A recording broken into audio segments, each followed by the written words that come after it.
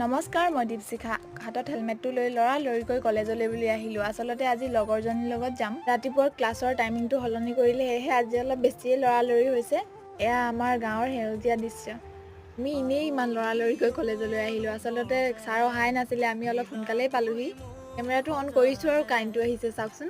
তাৰপাছতে আমাৰ class start হ'ল। মাজতে এয়া ফটো মাৰি ল'ব দিছিলে, দূৰৰ পৰা মানে স্পষ্ট নহয় কাৰণে ঘণ্টা কোনোমতে ধৈৰ্য ধৰি ক্লাছটো কৰিলোঁ।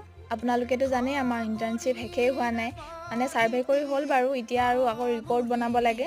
ৰিপৰ্টৰ কামতকৈ বেছি মানে সিহঁতি চিনেমা লোৱাৰ ওপৰত গুৰুত্ব দি আছে চবৰে, মানে ইজনীলৈ যোৱা নাই সিজনীলৈ যোৱা নাই। কথা পতাটোতো ছোৱালী মানুহৰ পাৰ্মানেণ্ট। তাৰ মাজতে আমি ৰিপৰ্টটো তৈয়াৰ কৰি ছাৰলৈ পঠিয়ালোঁ। পঠিয়াই মেলি লাহেকৈ মানে ঘৰলৈ বুলি ওলালোঁ। মোৰ বিশেষ কাম এটা ওলোৱাৰ বাবে মই ৰৈ দিলোঁ। স্কুটিখন থৈ যাব ক'লোঁ লগৰজনী।